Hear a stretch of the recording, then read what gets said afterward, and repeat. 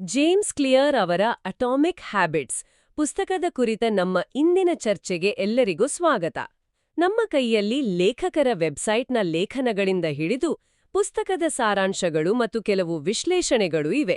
ನಮ್ಮ ಗುರಿ ಕೇವಲ ಈ ಪುಸ್ತಕದಲ್ಲಿ ಏನಿದೆ ಅಂತ ಹೇಳೋದಷ್ಟೇ ಅಲ್ಲ, ಬದಲಿಗೆ ಅದರ ಹಿಂದಿನ ಆಳವಾದ ತತ್ವಗಳನ್ನ ಅಗೆದು ತೆಗೆದು ಅವು ನಮ್ಮ ದೈನಂದಿನ ಜೀವನಕ್ಕೆ ಹೇಗೆ ಅನ್ವಯಿಸುತ್ತವೆ ಅನ್ನೋದನ್ನ ಅರ್ಥ ಮಾಡ್ಕೊಳ್ಳೋದು. ಹೌದು, ಯಾಕೆಂದ್ರೆ ನಾವೆಲ್ಲರೂ ಜೀವನದಲ್ಲಿ ದೊಡ್ಡ ನಾಟಕೀಯ ಬದಲಾವಣೆಗಳನ್ನು ತರಬೇಕು ಅಂತ ಕಾಯ್ತಾ ಇರ್ತೀವಿ. ಆದರೆ ಈ ಪುಸ್ತಕದ ಮೂಲಭೂತವಾದವೇ ಅದಕ್ಕೆ ವಿರುದ್ಧವಾಗಿದೆ. ಇಲ್ಲಿ ನಾವು ಚರ್ಚಿಸಲಿರೋದು ಅಂದ್ರೆ ದೊಡ್ಡ ಗುರಿಗಳಿಗಾಗಿ ಕಾಯೋ ಬದಲು ಪ್ರತಿದಿನ ಮಾಡುವ 1%ನಷ್ಟು ಸಣ್ಣ ಬಹುತೇಕ ಕಾಣಿಸಿದ ಸುಧಾರಣೆಗಳು ಕಾಲಕ್ರಮೇಣ ಹೇಗೆ ಅದ್ಭುತವಾದ ಶಾಶ್ವತವಾದ ಫಲಿತಾಂಶಗಳನ್ನು ಕೊಡುತ್ತೆ ಅನ್ನೋದರ ಬಗ್ಗೆ. ಪುಸ್ತಕದ ಟ್ಯಾಗ್ಲೈನ್ ಹೇಳೋ ಹಾಗೆ, ಸಣ್ಣ ಅಭ್ಯಾಸಗಳು ಅದ್ಭುತ ಪರಿಣಾಮಗಳು. ಸರಿ, ಹಾಗಾದ್ರೆ ಪುಸ್ತಕದ ಅತ್ಯಂತ ಶಕ್ತಿಶಾಲಿಯಾದ ಆಲೋಚನೆಯಿಂದಲೇ ಶುರು ಮಾಡೋಣ. ಪ್ರತಿದಿನ 1% ಉತ್ತಮಗೊಳ್ಳುವುದು. ಇದು ಕೇಳೋಕೆ ಏನೂ ಇಲ್ಲದಷ್ಟು ಸಣ್ಣ ವಿಷಯದಂತೆ ಕಾಣಿಸುತ್ತೆ, ಆದ್ರೆ ಇದರ ಹಿಂದಿನ ಗಣಿತವನ್ನು ನೋಡಿದಾಗ ನಿಜಕ್ಕೂ ಆಶ್ಚರ್ಯವಾಗುತ್ತೆ. ನೀವು 1 ವರ್ಷ ಪ್ರತಿದಿನ 1% ಉತ್ತಮವಾದ್ರೆ ವರ್ಷದ ಕೊನೆಯಲ್ಲಿ ನೀವು 37 ಪಟ್ಟು ಉತ್ತಮರಾಗಿರ್ತೀರಿ. 37 ಪಟ್ಟು. ಮೊದಲ ಬಾರಿ ಈ ಸಂಖ್ಯೆ ನೋಡಿದಾಗ ನನಗೆ ನಂಬೋಕೆ ಆಗ್ಲಿಲ್ಲ. ಇದೇನೋ ತಪ್ಪು ಪ್ರಿಂಟ್ ಆಗಿದೆ ಅನ್ಕೊಂಡೆ. ಆಶ್ಚರ್ಯವಾದರೂ ಅದು ಸತ್ಯ. ಇದು ಚಕ್ರಬಡ್ಡಿಯ ಪರಿಣಾಮ, ಕಾಂಪೌಂಡ್ ಎಫೆಕ್ಟ್. ಸಣ್ಣ ಲಾಭಗಳು ದಿನದಿಂದ ದಿನಕ್ಕೆ ಸೇರ್ಕೊಂಡು ದೊಡ್ಡದಾಗ್ತಾ ಹೋಗುತ್ತೆ. ಇದೇ ರೀತಿ ಪ್ರತಿದಿನ 1% ಕೆಟ್ಟದ್ದಾದ್ರೆ ವರ್ಷದ ಕೊನೆಯಲ್ಲಿ ನೀವು ಬಹುತೇಕ ಶೂನ್ಯಕ್ಕೆ ಇಳಿದುಬಿಡ್ತೀರಿ. ಇದು ನಮ್ಮನ್ನ ಪ್ಲಾಟೋ ಆಫ್ ಲೇಟೆಂಟ್ ಪೊಟೆನ್ಷಿಯಲ್ ಅಂದ್ರೆ ಸುಪ್ತ ಸಾಮರ್ಥ್ಯದ ಪ್ರಸ್ಥಭೂಮಿ ಅನ್ನೋ ಒಂದು ಕಾನ್ಸೆಪ್ಟ್ಗೆ ತರುತ್ತೆ. ಅಂದ್ರೆ ನಾವು ಒಂದು ಅಭ್ಯಾಸವನ್ನು ಶುರು ಮಾಡಿದಾಗ ಅದರ ಫಲಿತಾಂಶ ತಕ್ಷಣಕ್ಕೆ ಕಾಣಿಸೋದಿಲ್ಲ. ಹೌದು, ಇದೇ ಬಹುತೇಕರು ಸೋಲುವ ಜಾಗ. ಕೆಲವು ವಾರ ಜಿಮ್ಗೆ ಹೋಗ್ತೀವಿ, ಆದ್ರೆ ಕನ್ನಡಿ ಮುಂದೆ ನಿಂತಾಗ ಯಾವ ಬದಲಾವಣೆಯೂ ಕಾಣಿಸಲ್ಲ. ಆಗ ನಿರಾಸೆಯಾಗಿ ಬಿಟ್ಬಿಡ್ತೀವಿ. ಖಂಡಿತ. ಆ ಆರಂಭಿಕ ಹಂತವನ್ನು ಲೇಖಕರು ನಿರಾಶೆಯ ಕಣಿವೆ ಅಂತ ಕರೀತಾರೆ, ವ್ಯಾಲಿ ಆಫ್ ಡಿಸಪಾಯಿಂಟ್ಮೆಂಟ್. ನಮ್ಮ ಪ್ರಯತ್ನಕ್ಕೂ ಸಿಗ್ತಿರೋ ಫಲಿತಾಂಶಕ್ಕೂ ನಡುವೆ ಒಂದು ದೊಡ್ಡ ಗ್ಯಾಪ್ ಇರುತ್ತೆ. ಆದರೆ ಯಾರು ಆ ಹಂತವನ್ನು ದಾಟಿ ನಿರಂತರವಾಗಿ ಮುಂದುವರಿಯುತ್ತಾರೋ ಅವರಿಗೆ ಒಂದು ನಿರ್ದಿಷ್ಟ ಹಂತದಲ್ಲಿ ಇದ್ದಕ್ಕಿದ್ದಂತೆ ದೊಡ್ಡ ಬದಲಾವಣೆ ಕಾಣಿಸುತ್ತೆ. ಹೊರಗಿನಿಂದ ನೋಡೋರಿಗದು ಒಂದೇ ರಾತ್ರಿಯ ಯಶಸ್ಸು ಅನಿಸ್ಬೋದು, ಆದರೆ ಅದರ ಹಿಂದೆ ತಿಂಗಳುಗಳ ಅಥವಾ ವರ್ಷಗಳ ಶ್ರಮ ಅಡಗಿರುತ್ತೆ. ಇದಕ್ಕೆ ನಮ್ಮ ಮೂಲಗಳಲ್ಲಿ ಒಂದು ಅದ್ಭುತವಾದ ನೈಜ ಉದಾಹರಣೆ ಇದೆ. ಬ್ರಿಟಿಷ್ ಸೈಕ್ಲಿಂಗ್ ತಂಡದ ಕತೆ. 2003ರಲ್ಲಿ ಡೇವ್ ಬ್ರೈಲ್ಸ್ಫರ್ಡ್ ಡೈರೆಕ್ಟರ್ ಆದಾಗ ಆ ತಂಡ ಸುಮಾರು 100 ವರ್ಷಗಳಿಂದ ಒಂದೇ ಒಂದು ಟೂರ್ ಡಿ ಫ್ರಾನ್ಸ್ ಕೂಡ ಗೆದ್ದಿರ್ಲಿಲ್ಲ. ಅವರದ್ದು ಸಾಧಾರಣ ಪ್ರದರ್ಶನ. ಹೌದು, ಆಗ ಬ್ರೈಲ್ಸ್ವರ್ಡ್ ಅಂಚಿನ ಲಾಭಗಳ ಒಟ್ಟುಗೂಡಿಸುವಿಕೆಯನ್ನು ಅಗ್ರಿಗೇಷನ್ ಆಫ್ ಮಾರ್ಜಿನಲ್ ಗೇನ್ಸ್ ಅದೇ ಆ ತಂತ್ರವನ್ನ ಜಾರಿಗೆ ತಂದ್ರು. ಅವ್ರ ಐಡಿಯಾ ಸಿಂಪಲ್ ಆಗಿತ್ತು. ಸೈಕ್ಲಿಂಗ್ಗೆ ಸಂಬಂಧಿಸಿದ ಪ್ರತಿಯೊಂದು ಸಣ್ಣ ವಿಷಯದಲ್ಲೂ 1% ಸುಧಾರಣೆ ತರೋದು. ಇಲ್ಲಿ ಇಂಟ್ರೆಸ್ಟಿಂಗ್ ವಿಷಯ ಏನಂದ್ರೆ ಅವರು ಕೇವಲ ಬೈಕ್ನ ತೂಕ ಅಥವಾ ಟೈರ್ ಬಗ್ಗೆ ಮಾತ್ರ ಯೋಚಿಸಲಿಲ್ಲ. ಹೌದು, ಆ ವಿವರಗಳು ನಿಜಕ್ಕೂ ಬೆರಗು ಹುಟ್ಟಿಸುತ್ತವೆ. ಸೈಕಲ್ ಸೀಟ್ಗಳನ್ನು ಹೆಚ್ಚು ಆರಾಮದಾಯಕವಾಗಿಸುವುದರಿಂದ ಹಿಡಿದು ಸವಾರಿಗೆ ಯಾವ ದಿಂಬು ಮತ್ತು ಹಾಸಿಗೆ ಬಳಸಿದ್ರೆ ಒಳ್ಳೆ ನಿದ್ರೆ ಬರುತ್ತೆ ಅನ್ನೋದ್ರವರೆಗೂ ಅವರು ರಿಸರ್ಚ್ ಮಾಡಿದ್ರು. ಇದಕ್ಕಿಂತ ಆಳವಾದ ವಿಷಯವೊಂದಿದೆ. ಅವರು ಸವಾರಿಗೆ ಶೀತ ತಗೊಳ್ಳದಂತೆ ಕೈ ತೊಳೆಯುವ ಅತ್ಯುತ್ತಮ ವಿಧಾನವನ್ನು ಕಲಿಸಲು ಒಬ್ಬ ಸರ್ಜನ್ನನ್ನೇ ನೇಮಿಸಿದ್ರು. ತಂಡದ ಟ್ರಕ್ಕಿನ ಒಳಗೆ ಬಿಳಿ ಬಣ್ಣ ಬಳಸಿದ್ರು, ಯಾಕಂದ್ರೆ ಸಣ್ಣ ಧೂಳಿನ ಕಣಗಳೂ ಕಾಣಿಸ್ತವೆ ಮತ್ತು ಬೈಕ್ಗಳ ನಿರ್ವಹಣೆಯನ್ನ ನಿಖರವಾಗಿ ಮಾಡಬಹುದು ಅಂತ. ಇದರ ಹಿಂದಿನ ನಿಜವಾದ ಜೀನಿಯಸ್ ಏನಂದ್ರೆ ಇದು ಕೇವಲ 10 ಸುಧಾರಣೆಗಳನ್ನ ಹುಡುಕುವುದಾಗಿರಲಿಲ್ಲ, ಬದಲಾಗಿ ಪ್ರತಿಯೊಬ್ಬರೂ ಆ 1% ಸುಧಾರಣೆಯನ್ನ ಹುಡುಕುವಂತಹ ಒಂದು ಸಂಸ್ಕೃತಿಯನ್ನು ನಿರ್ಮಿಸಿದ್ದು. ಟ್ರಕ್ಗೆ ಬಿಳಿ ಬಣ್ಣ ಬಳಿಯುವುದು ಸಣ್ಣ ವಿಷಯ ಎನಿಸಬಹುದು, ಆದರೆ ಅದು ಯಾವ ವಿಷಯವೂ ಸುಧಾರಣೆಗೆ ಚಿಕ್ಕದಲ್ಲ ಅನ್ನೋ ಶಕ್ತಿಯುತ ಸಂದೇಶವನ್ನು ರವಾನಿಸುತ್ತೆ. ಆ ಒಂದು ಮೆಂಟಲ್ ಶಿಫ್ಟ್ ಇದೆಯಲ್ಲ, ಅದೇ ನಿಜವಾದ ಗೇಮ್ ಚೇಂಜರ್. ಮತ್ತು ಫಲಿತಾಂಶಗಳು ನಂಬಲ ಸಾಧ್ಯವಾಗಿದ್ವು. ಕೆಲವೇ ವರ್ಷಗಳಲ್ಲಿ ಬ್ರಿಟಿಷ್ ತಂಡ ಒಲಿಂಪಿಕ್ಸ್ ಮತ್ತು ಟೂರ್ ಡಿ ಫ್ರಾನ್ಸ್ನಲ್ಲಿ ಜಗತ್ತನ್ನೇ ಆಳಿತು. ಇದು 1% ನಿಯಮದ ಶಕ್ತಿಯನ್ನು ತೋರಿಸುತ್ತೆ. ಖಂಡಿತ. ಇದು ನಮ್ಮನ್ನ ಪುಸ್ತಕದ ಒಂದು ಪ್ರಮುಖ ತತ್ವಕ್ಕೆ ತರುತ್ತೆ. ನೀವು ನಿಮ್ಮ ಗುರಿಗಳ ಮಟ್ಟಕ್ಕೆ ಏರೋದಿಲ್ಲ, ನಿಮ್ಮ ಸಿಸ್ಟಮ್ಗಳ ಮಟ್ಟಕ್ಕೆ ಕುಸಿಯುತ್ತೀರಿ. ಓಕೆ, ಇದನ್ನ ಸ್ವಲ್ಪ ವಿವರಿಸೋಣ. ಸಿಸ್ಟಮ್ಸ್ ಅಂದ್ರೆ ಏನು? ಇಲ್ಲಿ ಗುರಿಗಳಿಗೂ ಸಿಸ್ಟಮ್ಗಳಿಗೂ ಇಲ್ಲೋ ವ್ಯತ್ಯಾಸವೇನು? ಯಾಕಂದ್ರೆ ನಾವೆಲ್ಲರೂ ಸ್ಮಾರ್ಟ್ ಗೋಲ್ ಸೆಟ್ ಮಾಡಿ ಅಂತಾನೆ ಕೇಳಿ ಬೆಳೆದಿದ್ದು. ಈ ಪುಸ್ತಕ ಅದನ್ನೇ ಪ್ರಶ್ನಿಸ್ತಾ. ಒಳ್ಳೆ ಪ್ರಶ್ನೆ. ಪುಸ್ತಕವು ಗುರಿಗಳನ್ನು ಸಂಪೂರ್ಣಮಾಟಿ ತಿರಸ್ಕರಿಸೋದಿಲ್ಲ. ಗುರಿಗಳು ನಮಗೆ ದಿಕ್ಕನ್ನು ತೋರಿಸುತ್ತೆ, ಆದರೆ ಆ ದಿಕ್ಕಿನಲ್ಲಿ ನಮ್ಮನ್ನು ಮುನ್ನಡೆಸೋದು ಸಿಸ್ಟಮ್ಗಳು.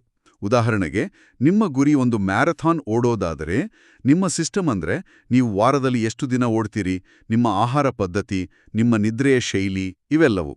ಲೇಖಕರು ಹೇಳೋ ಹಾಗೆ ವಿಜೇತರು ಮತ್ತು ಸೋತವರು ಇಬ್ರಿಗೂ ಒಂದೇ ಗುರಿ ಇರುತ್ತೆ, ಆದರೆ ಅವರನ್ನು ಬೇರ್ಪಡಿಸೋದು ಅವರ ಸಿಸ್ಟಮ್ಗಳ ಗುಣಮಟ್ಟ. ಫಲಿತಾಂಶದ ಬಗ್ಗೆ ಚಿಂತಿಸೋದನ್ನ ಬಿಟ್ಟು ಪ್ರಕ್ರಿಯೆಯ ಮೇಲೆ ಗಮನಹರಿಸಬೇಕು. ಅಂದ್ರೆ ನಿಮ್ಮ ಅಭ್ಯಾಸಗಳನ್ನು ಬದಲಾಯಿಸಲು ಕಷ್ಟವಾಗ್ತಿದ್ರೆ ಸಮಸ್ಯೆ ನಿಮ್ಮಲ್ಲಿಲ್ಲ, ನಿಮ್ಮ ಸಿಸ್ಟಮ್ನಲ್ಲಿದೆ ಅಂತ ಆಯ್ತು. ಇದು ಬಹಳ ಸಮಾಧಾನ ಕೊಡುವ ವಿಷಯ. ಹೌದು, ಆದರೆ ಜೇಮ್ಸ್ ಕ್ಲಿಯರ್ ಇದಕ್ಕಿಂತ ಒಂದು ಹೆಜ್ಜೆ ಮುಂದೆ ಹೋಗ್ತಾರೆ. ಸಿಸ್ಟಮ್ಗಳಿಗಿಂತಲೂ ಆಳವಾದ, ಹೆಚ್ಚು ಶಕ್ತಿಯುತವಾದ ಒಂದು ಪದರವಿದೆ ಅಂತಾರೆ. ಅದೇ ಗುರುತನ್ನು ಆಧರಿಸಿದ ಅಭ್ಯಾಸಗಳು, ಐಡೆಂಟಿಟಿ ಬೇಸ್ಡ್ ಹ್ಯಾಬಿಟ್ಸ್. ಬದಲಾವಣೆಯಲ್ಲಿ 3 ಪದರಗಳಿವೆ. ಹೊರಗಿನ ಪದರ ಫಲಿತಾಂಶ, ಔಟ್ಕಮ್ಸ್, ಮಧ್ಯದ ಪದರ ಪ್ರಕ್ರಿಯೆ, ಪ್ರಾಸೆಸಸ್, ಮತ್ತು ಕೇಂದ್ರದಲ್ಲಿರೋದು ಗುರುತು, ಐಡೆಂಟಿಟಿ. ಓ, ಇದು ನಿಜಕ್ಕೂ ಆಸಕ್ತಿಕರವಾಗಿದೆ. ಹೆಚ್ಚಿನವರು ಹೊರಗಿನಿಂದ ಬದಲಾಗೋಕೆ ಪ್ರಯತ್ನಿಸ್ತಾರೆ ಅಲ್ವಾ? ನಾನು 10 ಕೆಜಿ ತೂಕ ಇಳಿಸ್ಬೇಕು, ಫಲಿತಾಂಶ. ಅಥವಾ ನಾನು ಪ್ರತಿದಿನ ಜಿಮ್ಗೆ ಹೋಗ್ಬೇಕು, ಪ್ರಕ್ರಿಯೆ. ನಿಖರವಾಗಿ. ಆದರೆ ಶಾಶ್ವತ ಬದಲಾವಣೆ ಒಳಗಿನಿಂದ, ಅಂದ್ರೆ ಗುರುತಿನಿಂದ ಪ್ರಾರಂಭವಾಗುತ್ತೆ. ನಾನು ಸಿಗರೇಟ್ ಬಿಡಲು ಪ್ರಯತ್ನಿಸುತ್ತಿದ್ದೇನೆ ಅನ್ನೋದಕ್ಕೂ ನಾನು ಧೂಮಪಾನಿ ಅಲ್ಲ ಅನ್ನೋದಕ್ಕೂ ಅಜಗಜಾಂತರ ವ್ಯತ್ಯಾಸವಿದೆ. ನಾನು ಓದಬೇಕು ಅನ್ನೋ ಬದಲು ನಾನೊಬ್ಬ ಓದುಗ ಅಂತ ನಂಬೋದು. ನಿಮ್ಮನ್ನು ನೀವು ಯಾರು ಅಂತ ನಂಬುತ್ತೀರೋ ನಿಮ್ಮ ನಡವಳಿಕೆಗಳು ಅದಕ್ಕೆ ತಕ್ಕಂತೆ ಸಹಜವಾಗಿಯೇ ಬದಲಾಗುತ್ತೆ. ಆಗ ಶಿಸ್ತು ಅಥವಾ ಇಚ್ಛಾಶಕ್ತಿಯ ಅವಶ್ಯಕತೆನೇ ಬೀಳೋದಿಲ್ಲ. ಹಾಗಾದ್ರೆ ಈ ಹೊಸ ಗುರುತನ್ನ ನಿರ್ಮಿಸ್ಕೊಳ್ಳೋದು ಹೇಗೆ? ಇದು ಕೇವಲ ನಮ್ಮನ್ನು ನಾವೇ ಸುಮ್ನೆ ನಂಬ್ಕೊಂಡ್ರೆ ಆಗೋಂಥದ್ದಲ್ಲ ಅಲ್ವಾ? ಖಂಡಿತ ಇಲ್ಲ. ಅದಕ್ಕೆ 2 ಸರಳ ಹಂತಗಳಿವೆ. ಮೊದಲನೇದು, ನೀವು ಯಾವ ರೀತಿಯ ವ್ಯಕ್ತಿಯಾಗಲು ಬಯಸ್ತೀರಿ ಅಂತ ನಿರ್ಧರಿಸಿ. ಎರಡನೆಯದು, ಪ್ರತಿದಿನ ಸಣ್ಣ ಸಣ್ಣ ಗೆಲುವುಗಳ ಮೂಲಕ ಅದನ್ನ ನಿಮ್ಗೆ ನೀವೇ ಸಾಬೀತುಪಡಿಸಿ. ಉದಾಹರಣೆಗೆ, ನೀವು ಆರೋಗ್ಯವಂತ ವ್ಯಕ್ತಿಯಾಗಲು ಬಯಸಿದ್ರೆ ಮೆಟ್ಟಿಲುಗಳನ್ನು ಹತ್ತುವ ಸಣ್ಣ ಕ್ರಿಯೆಯು ಆ ಗುರುತಿಗೆ ನೀವು ಹಾಕಿದ ಒಂದು ಮತ. ಪುಸ್ತಕದಲ್ಲಿ ಹೇಳೋ ಹಾಗೆ ನೀವು ತೆಗೆದುಕೊಳ್ಳುವ ಪ್ರತಿಯೊಂದು ಕ್ರಿಯೆಯೂ ನೀವು ಆಗಲು ಬಯಸುವ ವ್ಯಕ್ತಿಯ ಪ್ರಕಾರಕ್ಕೆ ಹಾಕುವ ಒಂದು ಮತ. ಕಾಲಕ್ರಮೇಣ ಈ ಮತಗಳು ಸೇರಿ ನಿಮ್ಮ ಹೊಸ ಗುರುತನ್ನ ಗಟ್ಟಿಗೊಳಿಸುತ್ತೆ. ಅದ್ಭುತ. ಗುರುತು ನಮ್ಮ ಏಕೆ ಎಂಬುದನ್ನ ಸ್ಪಷ್ಟಪಡಿಸಿದ್ರೆ ಸಿಸ್ಟಮ್ಗಳು ಹೇಗೆ ಅನ್ನೋದನ್ನ ತೋರಿಸುತ್ತೆ. ಹಾಗಾದ್ರೆ ಈ ಹೇಗೆಯನ್ನು ಸರಿಯಾಗಿ ಅರ್ಥ ಮಾಡಿಕೊಳ್ಳಲು ಅಭ್ಯಾಸಗಳು ಹೇಗೆ ಕೆಲಸ ಮಾಡ್ತವೆ ಅನ್ನೋದರ ಮೆಕ್ಯಾನಿಕ್ಸ್ ನೋಡೋಣ. ನಮ್ಮ ಮೂಲಗಳಲ್ಲಿ ಅಭ್ಯಾಸ ಚಕ್ರ ಅಂತ ಒಂದು ಪರಿಕಲ್ಪನೆ ಇದೆ, ಹ್ಯಾಬಿಟ್ ಲೂಪ್. ಹೌದು, ಪ್ರತಿಯೊಂದು ಅಭ್ಯಾಸಕ್ಕೂ 4 ಹಂತಗಳಿರುತ್ತೆ. ಮೊದಲನೇದು ಸಂಕೇತ, ಕ್ಯೂ. ಇದು ನಿಮ್ಮ ಮೆದುಳಿಗೆ ಒಂದು ನಡವಳಿಕೆಯನ್ನ ಪ್ರಾರಂಭಿಸಲು ಸಿಗೋ ಪ್ರಚೋದನೆ. ಉದಾಹರಣೆಗೆ, ನಿಮ್ಮ ಮೊಬೈಲ್ನಿಂದ ಬರೋ ನೋಟಿಫಿಕೇಷನ್ ಸದ್ದು. ಎರಡನೇದು ಬಯಕೆ, ಕ್ರೇವಿಂಗ್. ಇದು ಆ ಅಭ್ಯಾಸದ ಹಿಂದಿನ ಪ್ರೇರಕ ಶಕ್ತಿ. ಆ ನೋಟಿಫಿಕೇಷನ್ನಲ್ಲಿ ಏನಿದೆ ಅಂತ ತಿಳಿಯೋ ಕುತೂಹಲ. ಮೂರನೇದು ಕ್ರಿಯೆ, ರೆಸ್ಪಾನ್ಸ್. ಅಂದ್ರೆ ನೀವು ಮಾಡೋ ನಿಜವಾದ ಅಭ್ಯಾಸ, ಮೊಬೈಲ್ ಕೈಗೆತ್ಕೊಂಡು ನೋಡೋದು. ಮತ್ತು 4ನೇದು ಪ್ರತಿಫಲ, ರಿವಾರ್ಡ್. ಆ ಮೆಸೇಜ್ ಓದಿದ್ದಾಗ ಸಿಗೋ ಸಂತೋಷ ಅಥವಾ ಮಾಹಿತಿ. ಈ ಚಕ್ರ ಪುನರಾವರ್ತನೆ ಆದಾಗ್ಲೆಲ್ಲ ಆ ನಡವಳಿಕೆ ಗಟ್ಟಿಯಾಗ್ತಾ ಹೋಗಿ ಕೊನೆಗೆ ಆಟೋಮ್ಯಾಟಿಕ್ ಆಗತ್ತೆ. ಅದೇ ಅಭ್ಯಾಸ. ಇದರ ಹಿಂದಿನ ನರವಿಜ್ಞಾನ ತುಂಬಾ ಸಿಂಪಲ್. ಪ್ರತಿಫಲ ಸಿಕ್ಕಾಗ ನಮ್ಮ ಮೆದುಳಲ್ಲಿ ಡೋಪಮೀನ್ ಅನ್ನೋ ರಾಸಾಯನಿಕ ಬಿಡುಗಡೆ ಆಗುತ್ತೆ. ಈ ಡೋಪಮೀನ್ ಹಿಟ್ಟು ನಮ್ಮ ಮೆದುಳಿಗೆ ನೀನೀಗಾಷ್ಟೇ ಮಾಡಿದ್ದನ್ನ ನೆನ್ಪಿಟ್ಕೋ ಮತ್ತು ಅದನ್ನ ಮತ್ತೆ ಮಾಡು ಅನ್ನೋ ಸಂದೇಶ ಕೊಡುತ್ತೆ. ಇದೇ ಅಭ್ಯಾಸಗಳು ರೂಪುಗೊಳ್ಳೋ ರಾಸಾಯನಿಕ ಆಧಾರ. ಈ ಚಕ್ರವನ್ನ ಅರ್ಥ ಮಾಡಿಕೊಂಡ್ರೆ ನಾವು ಅದನ್ನ ನಮ್ಮ ಅನುಕೂಲಕ್ಕೆ ತಕ್ಕಂತೆ ಬದಲಾಯಿಸ್ಬೋದು. ಅದಕ್ಕಾಗಿಯೇ ಲೇಖಕರು ನಡವಳಿಕೆ ಬದಲಾವಣೆಯ 4 ನಿಯಮಗಳನ್ನ ನೀಡಿದ್ದಾರೆ. ಸರಿ, ಹಾಗಾದ್ರೆ ಮೊದಲ ನಿಯಮಕ್ಕೆ ಬರೋಣ. ಅದನ್ನು ಸ್ಪಷ್ಟವಾಗಿ ಕಾಣುವಂತೆ ಮಾಡಿ, ಮೇಕ್ ಇಟ್ ಆಬ್ವಿಯಸ್. ಇದು ಸಂಕೇತಕ್ಕೆ ಸಂಬಂಧಿಸಿದ್ದು. ಹೌದು, ಉತ್ತಮ ಅಭ್ಯಾಸದ ಸಂಕೇತಗಳು ನಿಮ್ಮ ಪರಿಸರದಲ್ಲಿ ಸ್ಪಷ್ಟವಾಗಿ, ಸುಲಭವಾಗಿ ಕಾಣುವಂತಿರಬೇಕು. ನೀವು ಗಿಟಾರ್ ಕಲಿಯಲು ಪ್ರಯತ್ನಿಸ್ತಿದ್ದೀರಿ ಅಂದ್ಕೊಳ್ಳಿ. ಆದರೆ ಆ ಗಿಟಾರ್ ಯಾವಾಗ್ಲೂ ಕೇಸ್ನೊಳಗೆ ಕಪಾಟದ ಮೂಲೆಯಲ್ಲಿರುತ್ತೆ. ಅದನ್ನ ಹೊರತೆಗೆಯೋ ಸಣ್ಣ ಶ್ರಮವೇ ನಿಮ್ಮನ್ನ ಆ ಅಭ್ಯಾಸದಿಂದ ದೂರವಿಡುತ್ತೆ. ಅದೇ ಗಿಟಾರನ್ನು ನಿಮ್ಮ ಹಾಲ್ನ ಮಧ್ಯದಲ್ಲಿ ಒಂದು ಸ್ಟ್ಯಾಂಡ್ ಮೇಲೆ ಇಟ್ರೆ ನೀವು ದಿನಕ್ಕೆ ಹಲವು ಬಾರಿ ಅದನ್ನು ನೋಡ್ತೀರಿ. ಸುಮ್ಮನೆ 1-2 ನಿಮಿಷ ನುಡಿಸೋ ಸಾಧ್ಯತೆ ಹೆಚ್ಚಾಗುತ್ತೆ. ಇಲ್ಲಿ ಹ್ಯಾಬಿಟ್ ಸ್ಟ್ಯಾಕಿಂಗ್ ಅನ್ನೋ ತಂತ್ರವು ಬಹಳ ಪರಿಣಾಮಕಾರಿ. ಅಂದ್ರೆ ಈಗಾಗ್ಲೇ ಇರೋ ಒಂದು ಅಭ್ಯಾಸದ ಜೊತೆಗೆ ಹೊಸ ಅಭ್ಯಾಸವನ್ನ ಜೋಡಿಸೋದು. ಉದಾಹರಣೆಗೆ, ನಾನು ಬೆಳಗ್ಗೆ ಕಾಫಿ ಕುಡಿದ ತಕ್ಷಣ ಒಂದು ಪುಟ ಪುಸ್ತಕ ಓದುತ್ತೇನೆ. ಇಲ್ಲಿ ಕಾಫಿ ಕುಡಿಯೋದು ಹೊಸ ಅಭ್ಯಾಸಕ್ಕೆ ಒಂದು ಸ್ಪಷ್ಟವಾದ ಸಂಕೇತವಾಗುತ್ತೆ. ಈಗ ಎರಡನೇ ನಿಯಮ, ಅದನ್ನು ಆಕರ್ಷಕವಾಗಿಸಿ, ಮೇಕ್ ಇಟ್ ಅಟ್ರಾಕ್ಟಿವ್. ಇದು ಬಯಕೆಯನ್ನ ಹೆಚ್ಚಿಸಲು. ಒಂದು ಅಭ್ಯಾಸ ಆಕರ್ಷಕವಾಗಿದ್ದಾಗ ಅದನ್ನ ಮಾಡೋ ಸಾಧ್ಯತೆ ಹೆಚ್ಚು. ಇಲ್ಲಿ ಟೆಂಪ್ಟೇಷನ್ ಬಂಡಲಿಂಗ್ ಅನ್ನೋ ತಂತ್ರವನ್ನ ಬಳಸ್ಬೋದು. ಅಂದ್ರೆ ನಿಮ್ಗಿಷ್ಟವಾದ ಕೆಲಸವನ್ನ ನೀವು ಮಾಡ್ಬೇಕಾದ ಕೆಲಸದೊಂದಿಗೆ ಜೋಡಿಸೋದು. ಉದಾಹರಣೆಗೆ, ವ್ಯಾಯಾಮ ಮಾಡ್ಬೇಕು ಆದ್ರೆ ಬೋರ್ ಆಗುತ್ತೆ, ಆದ್ರೆ ನೆಚ್ಚಿನ ಪಾಡ್ಕ್ಯಾಸ್ಟ್ ಕೇಳೋಕೆ ಇಷ್ಟ. ಹಾಗಿದ್ರೆ ನಾನು ಟ್ರೆಡ್ಮಿಲ್ ಮೇಲೆ ನಡೆಯೋವಾಗ ಮಾತ್ರ ನನ್ನ ನೆಚ್ಚಿನ ಪಾಡ್ಕ್ಯಾಸ್ಟ್ ಕೇಳ್ತೀನಿ ಅಂತ ನಿಯಮ ಹಾಕ್ಕೊಳ್ಳೋದು. ಇದು ವ್ಯಾಯಾಮವನ್ನ ಹೆಚ್ಚು ಆಕರ್ಷಕವಾಗಿಸುತ್ತೆ. ಇನ್ನೊಂದು ಪ್ರಬಲವಾದ ವಿಧಾನ ಅಂದ್ರೆ, ನೀವು ಅಳವಡಿಸಿಕೊಳ್ಳಲು ಬಯಸುವ ನಡವಳಿಕೆಯು ಸಾಮಾನ್ಯ ಅಂತ ಪರಿಗಣಿಸೋ ಸಮುದಾಯಕ್ಕೆ ಸೇರ್ಕೊಳ್ಳೋದು. ನಿಮ್ಮ ಸ್ನೇಹಿತರೆಲ್ಲರೂ ಫಿಟ್ನೆಸ್ ಬಗ್ಗೆ ಆಸಕ್ತಿ ಹೊಂದಿದ್ರೆ ನಿಮ್ಗೂ ಸಹ ಸಹಜವಾಗಿಯೇ ಜಿಮ್ಗೆ ಹೋಗೋದು, ಆರೋಗ್ಯಕರ ಆಹಾರ ಸೇವಿಸೋದು ಆಕರ್ಷಕವಾಗಿ ಕಾಣಿಸೋಕೆ ಶುರುವಾಗತ್ತೆ. ಮಾನವರು ಸಾಮಾಜಿಕ ಜೀವಿಗಳು. ನಾವು ಗುಂಪಿನೊಂದಿಗೆ ಇರೋಕಿಷ್ಟಪಡ್ತೀವಿ. ಮುಂದೆ ಮೂರನೇ ನಿಯಮ, ಅದನ್ನು ಸುಲಭವಾಗಿಸಿ, ಮೇಕ್ ಇಟ್ ಈಸಿ. ಇದು ಕ್ರಿಯೆಗೆ ಸಂಬಂಧಿಸಿದ್ದು. ಇಲ್ಲಿ 2 ನಿಮಿಷಗಳ ನಿಯಮ ಬಹಳ ಜನಪ್ರಿಯ. ಯಾವುದೇ ಹೊಸ ಅಭ್ಯಾಸವನ್ನ ಶುರು ಮಾಡುವಾಗ ಅದನ್ನ 2 ನಿಮಿಷಗಳಿಗಿಂತ ಕಡಿಮೆ ಸಮಯದಲ್ಲಿ ಮಾಡೋ ಹಾಗೆ ರೂಪಿಸಿಕೊಳ್ಬೇಕು. 1 ಗಂಟೆ ಓದುವುದು ಅನ್ನೋದನ್ನ 1 ಪುಟ ಓದುವುದು ಅಂತ ಬದಲಿಸಿ. ಯೋಗ ಮಾಡುವುದು ಅನ್ನೋದನ್ನ ಯೋಗದ ಮ್ಯಾಟ್ ಹೊರತೆಗೆಯುವುದು ಅಂತ ಶುರು ಮಾಡಿ. ಇದು ಕೇಳೋಕೆ ತುಂಬಾ ಸರಳ ಎನಿಸಬಹುದು, ಆದರೆ ಇದರ ಹಿಂದಿನ ಮನೋವಿಜ್ಞಾನ ಬಹಳ ಶಕ್ತಿಯುತವಾದದು. ಒಂದು ಅಭ್ಯಾಸವನ್ನ ಶುರು ಮಾಡದೆ ಅತ್ಯಂತ ಕಷ್ಟದ ಭಾಗ. ಈ ನಿಯಮ ಆ ಆರಂಭಿಕ ಘರ್ಷಣೆನ ಅಂದ್ರೆ ಫ್ರಿಕ್ಷನ್ ಕಡಿಮೆ ಮಾಡುತ್ತೆ. ಆದ್ರೆ ಇಲ್ಲಿ ಒಂದು ಅಪಾಯ ಇಲ್ವಾ? ಬರೀ ಯೋಗ ಮ್ಯಾಟ್ ತೆಗೆದಿಟ್ಟು ಯೋಗಾನೇ ಮಾಡ್ದಿದ್ರೆ ಆ ಅಭ್ಯಾಸದಿಂದ ಏನು ಪ್ರಯೋಜನ? ನಾವು ಅಲ್ಲೇ ಸಿಕ್ಕಾಕಿಕೊಳ್ಳುವ ಸಾಧ್ಯತೆ ಇರುತ್ತಲ್ವೇ? ಇದು ಬಹಳ ಮುಖ್ಯವಾದ ಪ್ರಶ್ನೆ. 2 ನಿಮಿಷಗಳ ನಿಯಮದ ಉದ್ದೇಶ ಕೇವಲ 2 ನಿಮಿಷದಲ್ಲಿ ನಿಲ್ಲಿಸೋದಲ್ಲ. ಅದರ ನಿಜವಾದ ಉದ್ದೇಶ ಬಂದು ಹಾಜರಾಗುವ ಕಲೆಯನ್ನ ಕರಗತ ಮಾಡಿಕೊಳ್ಳುವುದು. To master the art of showing up. ಒಮ್ಮೆ ಅಭ್ಯಾಸವನ್ನ ಶುರು ಮಾಡೋದು ಆಟೋಮ್ಯಾಟಿಕ್ ಆದ್ಮೇಲೆ ಅದನ್ನ ಉತ್ತಮಪಡಿಸೋದು ಮುಂದಿನ ಹಂತ. ಮೊದಲು ಅಭ್ಯಾಸವನ್ನ ಸ್ಥಾಪಿಸಿ, ನಂತರ ಅದನ್ನ ಉತ್ತಮಗೊಳಿಸಿ. ನೀವು ಪ್ರತಿದಿನ ಯೋಗ ಮ್ಯಾಟ್ ಹೊರತೆಗೆಯುತ್ತಿದ್ರೆ ಒಂದು ದಿನ ಅದರ ಮೇಲೆ ಕೂತ್ಕೊಳ್ತೀರಿ, ಮರುದಿನ ಒಂದು ಆಸನ ಮಾಡ್ತೀರಿ.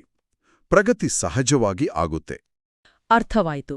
ಮತ್ತು 4ನೇ ಹಾಗೂ ಅಂತಿಮ ನಿಯಮ, ಅದನ್ನು ತೃಪ್ತಿಕರವಾಗಿಸಿ, ಮೇಕ್ ಇಟ್ ಸ್ಯಾಟಿಸ್ಫೈಯಿಂಗ್. ಇದು ಪ್ರತಿಫಲಕ್ಕೆ ಸಂಬಂಧಿಸಿದ್ದು. ಮಾನವನ ಮೆದುಳು ತಕ್ಷಣದ ಪ್ರತಿಫಲಗಳಿಗೆ ಹೆಚ್ಚು ಸ್ಪಂದಿಸುತ್ತೆ. ವ್ಯಾಯಾಮದ ಲಾಭ ತಿಂಗಳುಗಳ ನಂತರ ಸಿಗ್ಬೋದು, ಆದ್ರೆ ಅದರ ಕಷ್ಟ ಈಗಲೇ ಅನುಭವಿಸ್ಬೇಕು. ಈ ಅಸಮತೋಲನವನ್ನ ಸರಿಪಡಿಸ್ಬೇಕು. ಹೌದು, ಅದಕ್ಕಾಗಿ ಅಭ್ಯಾಸ ಪೂರ್ಣಗೊಂಡ ತಕ್ಷಣ ಒಂದು ಸಣ್ಣ ತಕ್ಷಣದ ತೃಪ್ತಿ ಸಿಗೋ ಹಾಗೆ ಮಾಡಬೇಕು. ಹ್ಯಾಬಿಟ್ ಟ್ರ್ಯಾಕರ್ ಬಳಸೋದು ಇದಕ್ಕೆ ಅತ್ಯುತ್ತಮ ವಿಧಾನ. ಒಂದು ಕ್ಯಾಲೆಂಡರ್ನಲ್ಲೂ ನೀವು ವ್ಯಾಯಾಮ ಮಾಡಿದ ದಿನ ಒಂದು ದೊಡ್ಡ ಎಕ್ಸ್ ಗುರುತು ಹಾಕೋದು. ಆ ಗುರುತುಗಳ ಸರಣಿಯನ್ನ ನೋಡೋದೇ ಒಂದು ಪ್ರತಿಫಲ. ಆ ಸರಣಿಯನ್ನ ಮುರಿಯೋಕೆ ಮನಸ್ಸು ಬರೋದಿಲ್ಲ. ಇದು ಪ್ರಗತಿಯನ್ನ ದೃಶ್ಯೀಕರಿಸುತ್ತೆ ಮತ್ತು ತೃಪ್ತಿ ನೀಡುತ್ತೆ. ಈ ಹ್ಯಾಬಿಟ್ ಟ್ರ್ಯಾಕರ್ ವಿಷಯದಲ್ಲಿ ಒಂದು ಪ್ರಮುಖ ನಿಯಮವಿದೆ. ಎಂದಿಗೂ 2 ಬಾರಿ ತಪ್ಪಿಸಬೇಡಿ. ಒಂದು ದಿನ ಅಭ್ಯಾಸ ತಪ್ಪಿದ್ರೆ ಪರವಾಗಿಲ್ಲ, ಜೀವನದಲ್ಲಿ ಹಾಗಾಗುತ್ತೆ. ಆದ್ರೆ ಮರುದಿನವೇ ಮತ್ತೆ ಅದನ್ನ ಮುಂದುವರಿಸಬೇಕು. ನಿಖರವಾಗಿ. ಯಾಕಂದ್ರೆ 1 ಬಾರಿ ತಪ್ಪಿಸೋದು ಒಂದು ತಪ್ಪು, 2 ಬಾರಿ ತಪ್ಪಿಸೋದು ಒಂದು ಹೊಸ ಕೆಟ್ಟ ಅಭ್ಯಾಸದ ಆರಂಭ. ಒಂದು ತಪ್ಪು ನಿಮ್ಮನ್ನ ಹಳಿ ತಪ್ಪಿಸೋದಿಲ್ಲ, ಆದ್ರೆ ತಪ್ಪುಗಳ ಸರಣಿ ಖಂಡಿತ ಹಳಿ ತಪ್ಪಿಸೋತ್ತೆ. ಹಾಗಾದ್ರೆ ಕೆಟ್ಟ ಅಭ್ಯಾಸಗಳನ್ನ ಮುರಿಯೋಕೆ ಏನ್ ಮಾಡ್ಬೇಕು? ತುಂಬಾ ಸರಳ. ಈ 4 ನಿಯಮಗಳನ್ನ ತಲೆಕೆಳಗೂ ಮಾಡಿದ್ರೆ ಸಾಕು ಅಲ್ವಾ? ಅದನ್ನ ಅದೃಶ್ಯವಾಗಿಸಿ, ಆಕರ್ಷಣೆ ಇಲ್ಲದಂತೆ ಮಾಡಿ, ಕಷ್ಟಕರವಾಗಿಸಿ ಮತ್ತು ಅತೃಪ್ತಿಕರವಾಗಿಸಿ. ಹೌದು.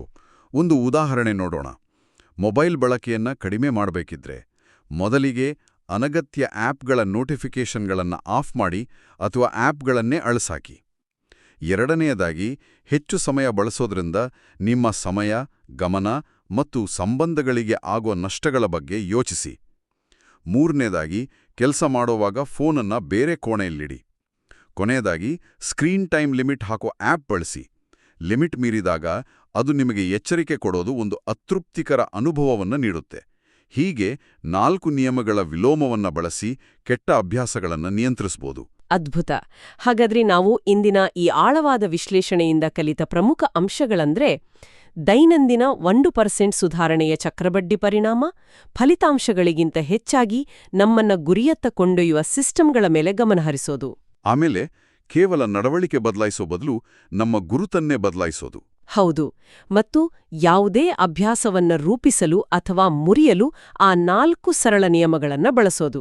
ಹೌದು, ಇದು ಅತ್ಯುತ್ತಮ ಸಾರಾಂಶ. ಕೊನೆಯದಾಗಿ ಕೇಳುಗರು ಯೋಚಿಸಲು ಒಂದು ವಿಚಾರವನ್ನ ಹಂಚಿಕೊಳ್ಳಕ್ಕೆ ಇಷ್ಟಪಡ್ತೀನಿ. ಅಭ್ಯಾಸಗಳ ಒಂದು ದೊಡ್ಡ ಅನುಕೂಲ ಅಂದ್ರೆ ನಾವು ಹೆಚ್ಚು ಯೋಚಿಸದೆ ಕೆಲಸಗಳನ್ನ ಆಟೋಮ್ಯಾಟಿಕ್ ಆಗಿ ಮಾಡ್ಬೋದು. ಇದು ನಮ್ಮ ಮಾನಸಿಕ ಶಕ್ತಿಯನ್ನ ಉಳಿಸುತ್ತೆ. ಆದ್ರೆ ಇದರಲ್ಲಿ ಒಂದು ಅನಾನುಕೂಲವೂ ಇದೆ. ನಮ್ಮ ನಡವಳಿಕೆಗಳು ಸ್ವಯಂಚಾಲಿತವಾದಾಗ ನಾವು ಸಣ್ಣ ತಪ್ಪುಗಳ ಬಗ್ಗೆ ಗಮನ ಹರಿಸೋದನ್ನ ನಿಲ್ಲಿಸ್ತೀವಿ. ನಾವು ಸುಧಾರಿಸೋದನ್ನ ನಿಲ್ಲಿಸ್ತೀವಿ. ಅಂದ್ರೆ ನಾವು ನಮ್ಮದೇ ಅಭ್ಯಾಸಗಳ ಕುರುಡು ಅನುಯಾಯಿಗಳಾಗುವ ಅಪಾಯವಿದೆ. ಖಂಡಿತ. ಹಾಗಾಗಿ ನಿಜವಾದ ಪಾಂಡಿತ್ಯಕ್ಕೆ ಕೇವಲ ಅಭ್ಯಾಸಗಳು ಸಾಕಾಗೋದಿಲ್ಲ. ಲೇಖಕರು ಹೇಳೋ ಹಾಗೆ ಅಭ್ಯಾಸಗಳು ಪ್ಲಸ್ ಉದ್ದೇಶಪೂರ್ವಕ ಅಭ್ಯಾಸ, deliberate practice is equal to ಪಾಂಡಿತ್ಯ. ಇದರ ಅರ್ಥ ನಮ್ಮ ಅಭ್ಯಾಸಗಳನ್ನ ಸ್ವಯಂಚಾಲಿತಗೊಳಿಸೋದ್ರ ಜೊತೆಗೆ ಅವುಗಳನ್ನ ನಿಯಮಿತವಾಗಿ ಪರಿಶೀಲಿಸಿ ನಾನು ಇದನ್ನ ಇನ್ನೂ ಉತ್ತಮವಾಗಿ ಹೇಗೆ ಮಾಡಬಹುದು ಅಂತ ನಮ್ಮನ್ನಾವೇ ಕೇಳ್ಕೊಳ್ತಾ ಇರಬೇಕು. ಇದು ಕೇವಲ ಅಭ್ಯಾಸಗಳನ್ನ ಮಾಡೋದಲ್ಲ, ಅವುಗಳಲ್ಲಿ ನಿರಂತರವಾಗಿ ಉತ್ತಮಗೊಳ್ಳೋದರ ಬಗ್ಗೆ ಯೋಚಿಸೋಕೆ ಪ್ರೇರೇಪಿಸುತ್ತೆ.